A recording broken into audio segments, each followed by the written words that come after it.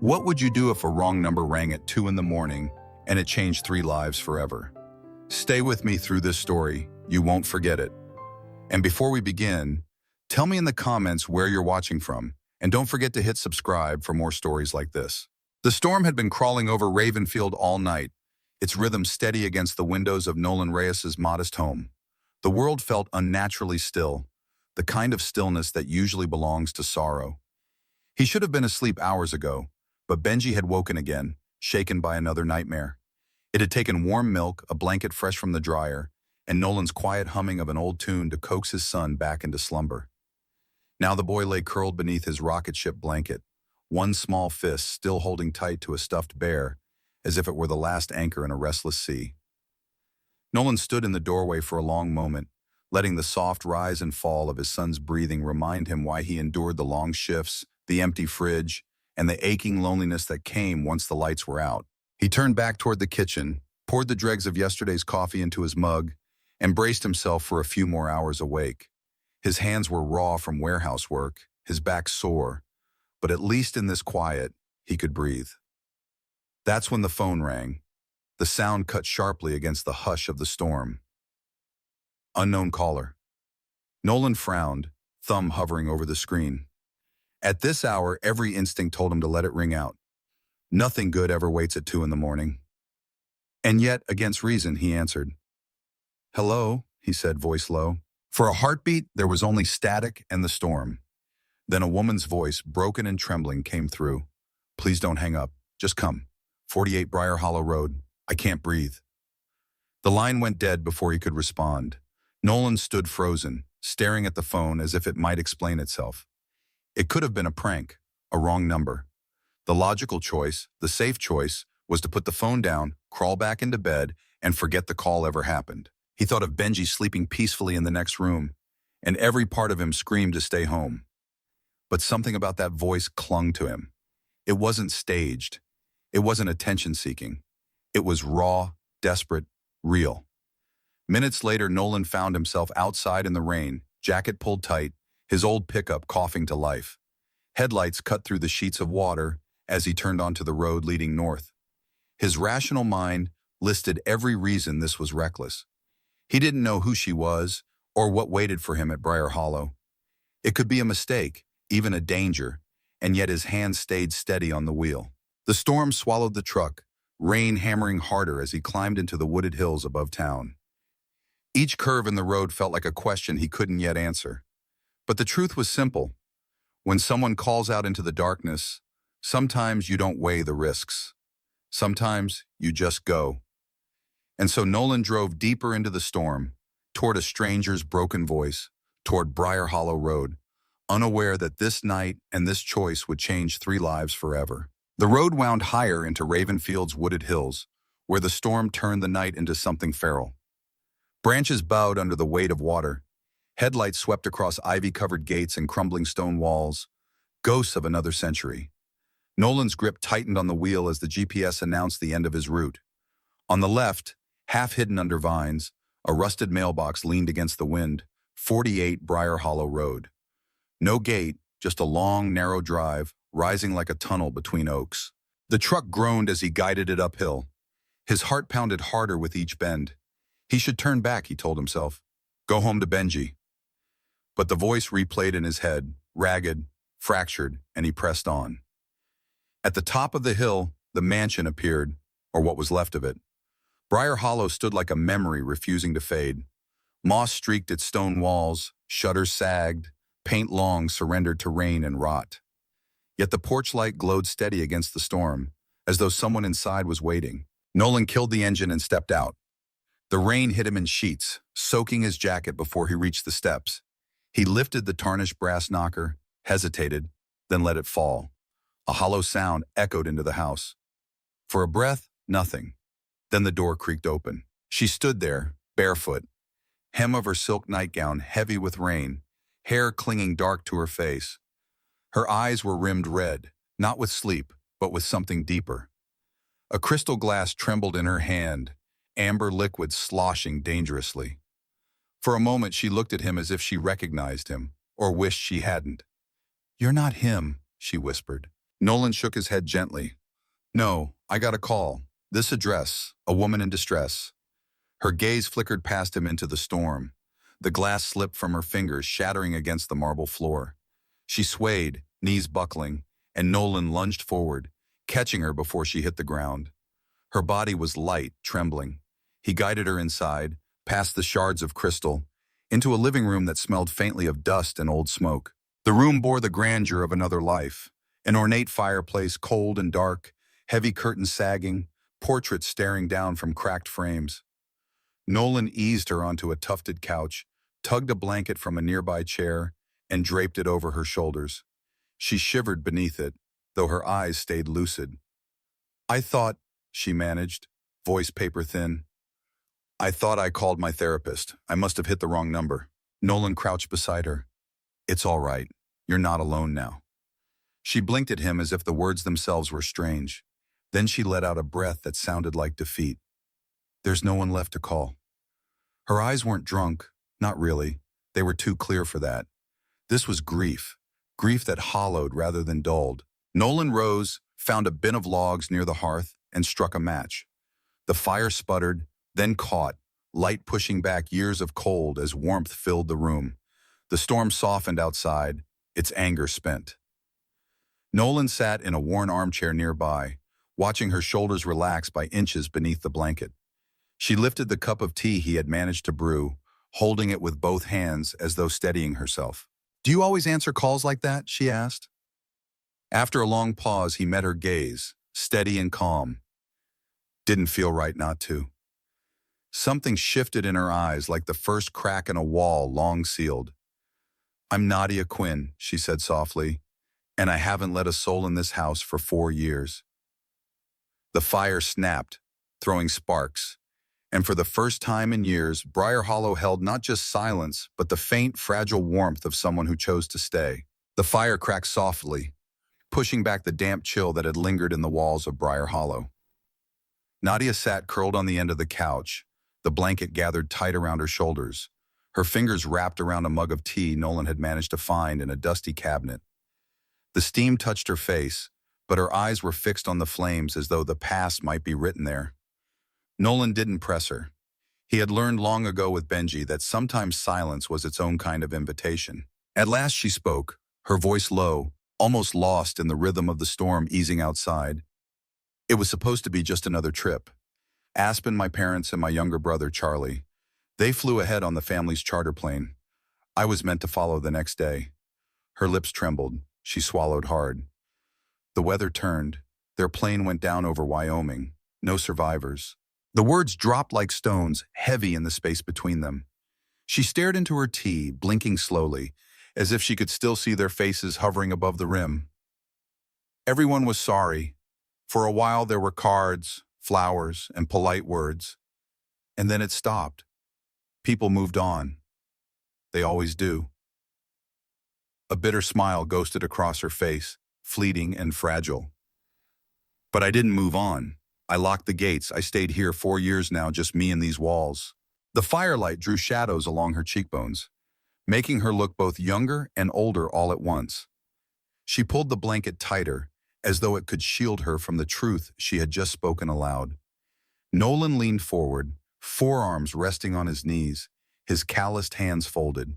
He didn't say he was sorry. He didn't offer empty comfort.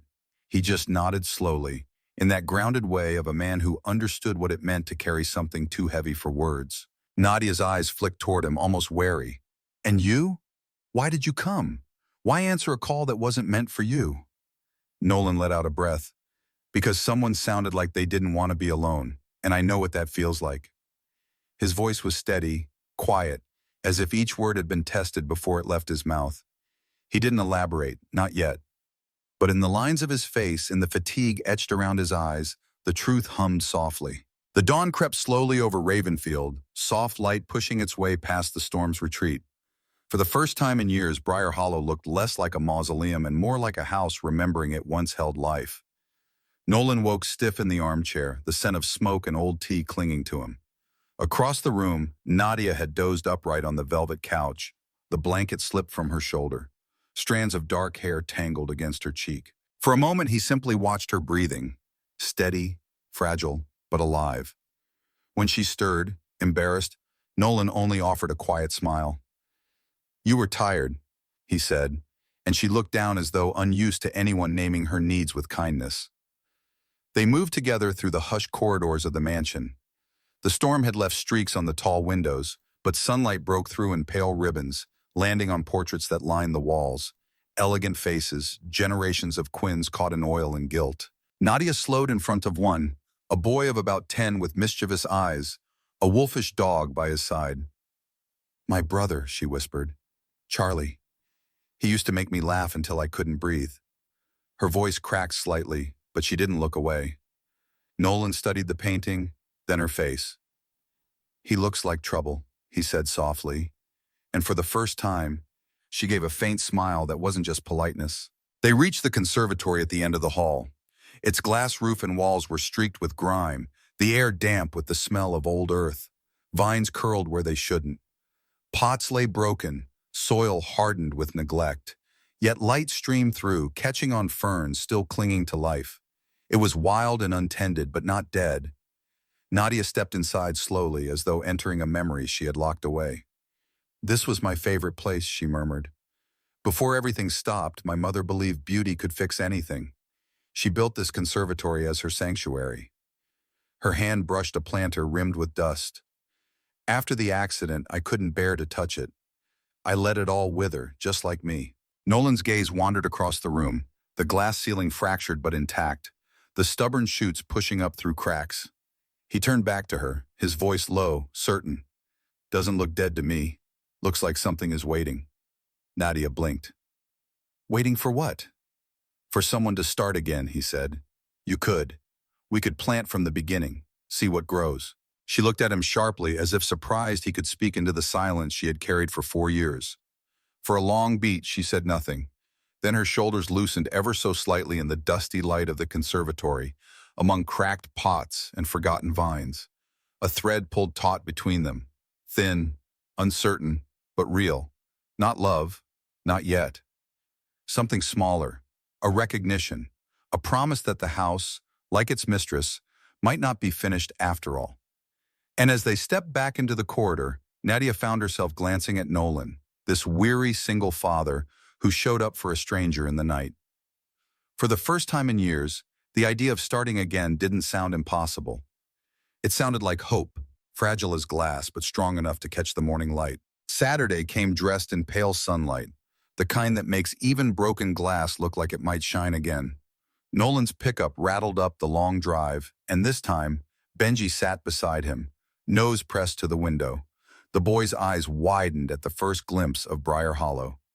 "It looks like a castle," he whispered, voice hushed with awe. Nolan smiled but said nothing, letting his son's wonder fill the cab more than any words could. Nadia was waiting at the door, not in silk this time, but in jeans and rolled sleeves, gardening gloves tucked into her back pocket. The sight of her outside, in daylight, felt different, less haunted, more alive. She bent down slightly when Benji stepped from the truck. "You must be Benji," she said gently. "I've heard you're good at naming things." Benji's gaze flicked to his father, then back to her. He gave a small nod. "I like castles," he said softly. "Then you're going to love the greenhouse," Nadia replied with the faintest smile. Inside the conservatory, dust still lingered on the panes, but sunlight filtered through, catching on threads of ivy and stubborn ferns. Benji wandered between the planters, small fingers brushing moss, his mind already building worlds. He crouched by a cracked pot where green clung stubbornly to life. "Crawley green," he declared, serious as a scientist. "Not just moss, it's everyday magic." The words caught Nadia off guard. She stared at the boy, then burst into laughter, unrestrained, sudden, startling even to herself. The sound echoed off the glass, startling the birds outside. She covered her mouth, almost embarrassed. "I haven't laughed like that I can't even remember." Nolan, leaning against the old potting bench, caught her eye. "That's his specialty," he said. "Benji finds names where the rest of us just see weeds." The three of them set to work, not with fanfare, but with a quiet rhythm. Nolan lifted broken pots and cleared debris. Nadia brushed soil into neat piles.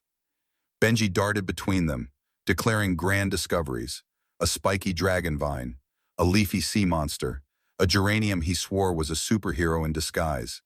Each time Nadia laughed again, softer now, but real. Hours passed that way, hands dirty, knees smudged, clothes streaked with earth. Nolan paused once, watching the two of them kneeling side by side in the dirt. Nadia's hair had slipped from its tie, brushing her cheek. Benji was showing her how the moss felt like carpet if you pressed it gently. She listened as if his words mattered more than any boardroom once had. Something stirred in Nolan's chest. It wasn't grand, not even sharp.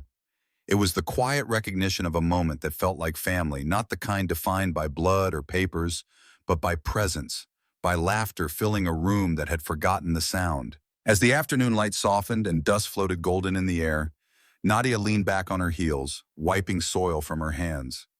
She looked at Nolan across the conservatory. "You were right," she said simply. "It's not dead. It was just waiting." Nolan's lips curved into a small, steady smile. Sometimes things just need someone to notice. In that glass house, once silent, now filled with names, laughter, and dirt under their fingernails, a fragile seed of belonging took root. And for the first time in years, Brier Hollow felt less like a relic of loss and more like a place where something new could grow. By the end of that weekend, the conservatory looked less like a graveyard of forgotten plants and more like the beginning of something alive. Dust still clung to the glass, but now light had a way of sneaking through, catching on leaves that bent toward the warmth. Nadia stood in the doorway as Nolan and Benji packed up their tools. Her hands clasped as though she were holding back words. Finally, she let them spill. "You don't have to go back to town every night," she said quietly. Her eyes moved from Nolan's weary frame to the boy clutching his stuffed bear against his dirt-streaked shirt. "There's a guest house at the edge of the property. It's small but warm enough once the fire's going.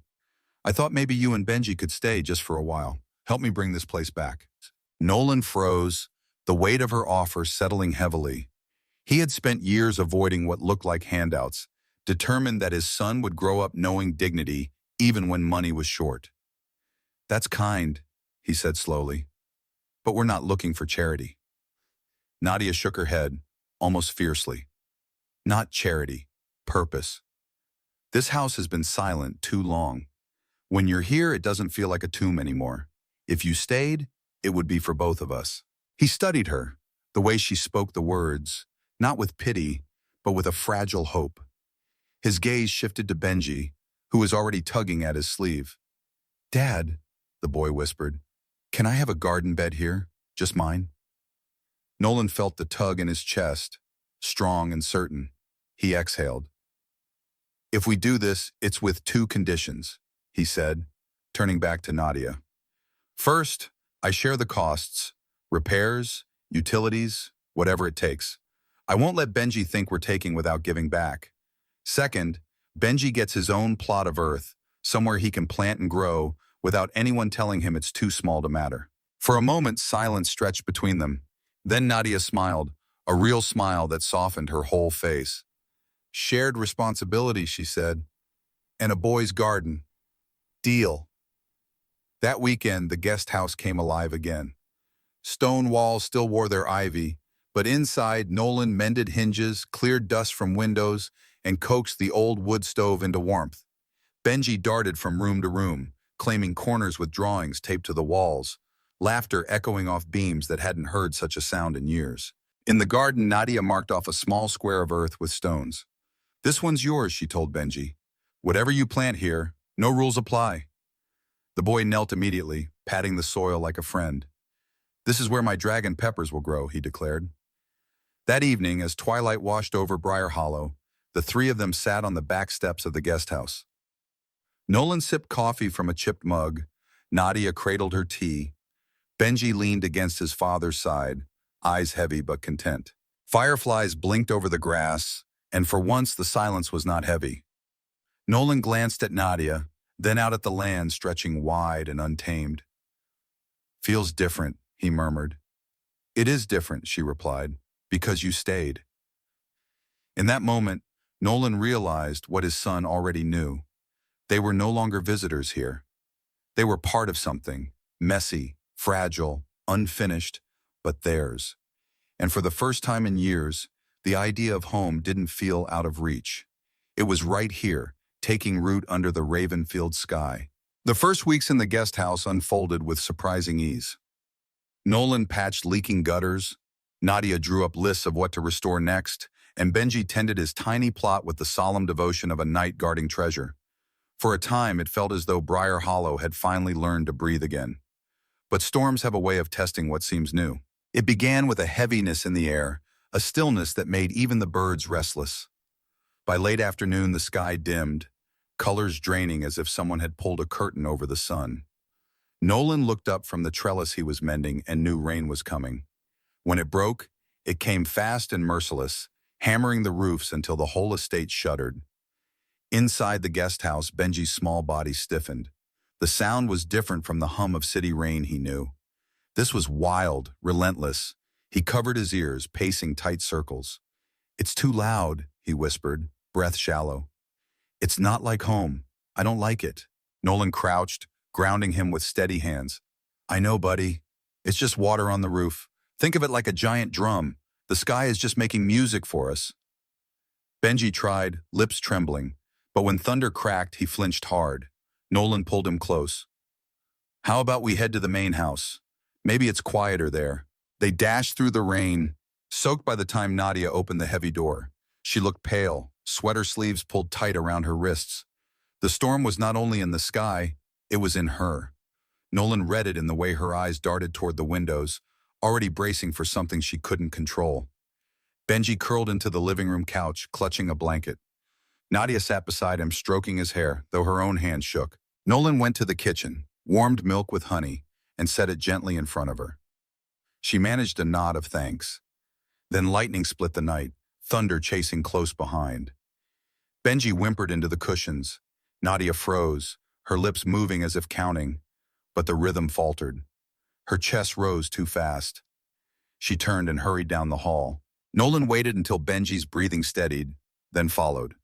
He found her in the study, pressed against the bookcase, eyes wide in the dark. She didn't notice him at first, lost in the storm of memory. Nolan stepped close, voice calm. "Breathe with me. In, out, slow."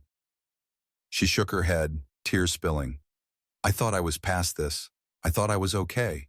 "Storms wake what we bury," Nolan said quietly. "That doesn't mean you're broken." Her knees gave way and she slid to the floor. "I should have been on that plane. If I had, maybe they'd still be here." He knelt beside her, steady as stone. "No, don't go there. Grief lies. It tells you that surviving was wrong. It wasn't. You didn't take them from the world. You lost them too." Her sobs broke open. "I promised my mother I'd take care of Charlie, and I wasn't there." "You were his sister, not his shield," Nolan said, his hand resting lightly on her arm. "Being alive isn't betrayal. It's the only way you can honor them now." The words sank in, slow as rain soaking earth. Her trembling eased, breath by breath. She found a rhythm again. When at last she lifted her gaze, she found his steady eyes in the dark, an anchor in the flood. Later, when they returned to the living room, Benji had drifted into sleep, small body curled beneath the throw, face calm once more. Nadia stood over him, whispering, "He trusted me, even when I froze." Nolan shook his head softly. "He trusted what he felt. That you care. That's enough." She reached out then, fingertips brushing his arm. "Thank you for staying." The storm raged on outside, but within Brier Hollow, something shifted. Trust, fragile but real, had taken root. And for the first time, all three knew they didn't have to weather storms alone. The air at Brier Hollow had only just begun to feel steady again after the storm. Days passed in a rhythm of quiet repairs, laughter from Benji's garden bed, and long evenings where the house no longer seemed to echo with emptiness. Then one morning, the sound of tires on gravel broke that peace. A sleek black BMW rolled up the drive like it owned the road. Nolan looked up from the soil he was turning, muscles tensing. Out stepped a man in a tailored jacket, polished shoes untouched by mud. Sebastian Voss carried himself with the effortless arrogance of someone who had never once questioned whether he belonged. He glanced at Nolan, dismissive. "So you're the gardener?" he said flatly before turning his eyes to the house. Nadia emerged from the conservatory, gloves still on, hair loose from her braid, a smear of earth across her cheek. Sebastian's brows lifted. Nadia Quinn, an heiress reduced to dirt under her fingernails. Never thought I'd see the day. His smile was sharp, cruel. You could be in Paris, New York, but instead you're wasting away here with... His gaze flicked to Nolan. This. For a beat, silence held. The old Nadia might have shrunk back, hidden behind silence or practiced charm, but not now. Her voice was firm, clear. You're right about one thing, Sebastian. I could be anywhere, and I was for years, surrounded by marble walls, the right people, the right parties. I was miserable. She pulled her gloves off, letting them fall. I don't need yachts or boardrooms. I need people who stay, people who show up when it storms. Sebastian's smile faltered, his charm useless against the weight of her words. He scoffed, but it rang hollow. Suit yourself, he muttered, retreating to his car. Gravel spat as the BMW disappeared down the drive. The air seemed lighter without him. But inside the guest house, another storm was brewing. Benji sat on the floor of his room, small hands clutching a red pencil, his face pinched, anxious to a child who had lost before. Sebastian's cruel words carried a shadow. What if grown-ups leave again? That evening, Nolan found the note on the kitchen table, written in Benji's uneven scrawl. Dear Miss Nadia, I don't know if you're sad because of the storm or because of that man, but if you are, I think you're still brave. And if you want, you can borrow my red pencil. It helps me when I feel mad or gray. Nolan read it twice, his chest tightening. He folded it carefully, handed it to Nadia later that night. She opened it slowly, eyes moving over each crooked letter. For a moment she said nothing, then pressed the note to her chest. Her voice was thick but steady. He sees people, even when they try to hide. She looked at Nolan, then at Benji, asleep on the couch, blankets sliding from his shoulders. Quietly, she tucked the red pencil into her own pocket. The next morning, she knelt in front of Benji, holding it out. You gave me this when I needed it, she said softly. And I want you to know something. I'm not going anywhere. Not when it rains, not when people like Sebastian try to drag me back. I stay because you're worth staying for. Benji blinked, then leaned into her with the kind of trust only a child can give. Nolan watched from the doorway, a lump in his throat. The mansion that once held only grief now held something far more defiant, the courage to choose the present over the ghosts of the past. The days after Sebastian's visit carried a new kind of resolve. The insult he had thrown at her, meant to diminish, had instead crystallized something inside Nadia. She wasn't simply reclaiming Brier Hollow for herself. She was shaping it into something that could matter beyond her grief. One afternoon, she led Nolan and Benji into the conservatory, now cleared enough for sunlight to scatter across the stone floor. She set a notebook on the bench, pages already marked with sketches and scribbled notes. Her eyes glowed with purpose. I've been thinking, she began, hesitating only for a breath. This house has been a tomb for too long, but it doesn't have to stay that way. What if we opened it, not just the greenhouse, but all of it, as a place for children and parents who need somewhere safe, a space for art, for gardening, for quiet when the world feels too loud, a center for growing things, not just plants, but people. The words hung in the air. Nolan studied her face, seeing not the fragile recluse he'd met that stormy night, but a woman stepping into herself again. You mean like a community program? He asked. Exactly, Nadia said. A place where a boy like Benji doesn't feel strange for needing silence, where a father doesn't feel alone trying to hold it all together. Her voice wavered, but only with conviction. We could call it the Brier Hollow Center for Growing Things. Benji's eyes lit up instantly. Can I be in charge of naming the plants? Nadia laughed, reaching to ruffle his hair. More than that, you'll be our very first junior garden guide. The title landed like a crown. Benji puffed his chest with pride, already imagining badges and tours. Nolan felt his throat tighten at the sight. That evening, Nadia spread blueprints across the dining table. Together, they traced what could be: sensory corners for children overwhelmed by noise, art rooms where colors spoke when words wouldn't, rows of raised garden beds waiting for small hands to dig. She began reaching out to contacts in her old network, therapists, educators, designers, no longer as the hidden heiress, but as a woman with a vision. Nolan took on the role without fanfare. He repaired benches, measured soil beds, and restored broken doors, always steady and quiet. Nadia began calling him the craftsman of quiet courage. And though the phrase embarrassed him, Benji repeated it with admiration, as if it were a superhero title. Word spread faster than they expected. Neighbors stopped by, curious. A retired teacher offered to run storytelling hours. A local carpenter dropped off lumber. Donations trickled in after Nadia, with trembling hands, posted the idea online. In the evenings, they would sit on the back steps, mugs warm in their hands, watching fireflies spark across the lawn. Benji would chatter about his plans as junior garden guide, plant maps, scavenger hunts, and even secret club rules. Nolan would smile, listening, while Nadia let herself imagine a future where Brier Hollow's halls no longer echoed with silence, but with voices that belonged. The house that once trapped her in grief was opening, room by room, into something living again, not a monument to loss, but a promise of growth. And in that promise, Nadia, Nolan, and Benji found themselves bound together, not by chance anymore, but by choice.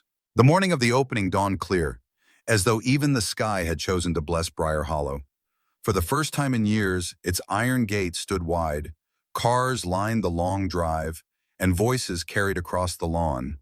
Neighbors, teachers, families, people curious about the promise of a place called the Center for Growing Things.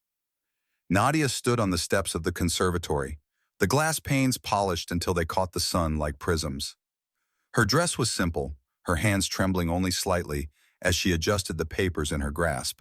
Nolan stood just behind her, steady as always, and Benji hovered at his side with a hand-drawn badge reading Junior Garden Guide pinned proudly to his shirt. When the murmur quieted, Nadia lifted her gaze to the crowd. Her voice, soft at first, grew stronger with each word. 4 years ago, this house became a grave of memories. I believed I had lost everything worth living for. I locked the doors, pulled the curtains, and waited for time to erase me too. Then one night at 2 a.m, I made a phone call. I meant to reach my therapist. Instead, I dialed the wrong number. She paused, breath catching. But maybe it wasn't wrong because a stranger answered, and he came, and he stayed.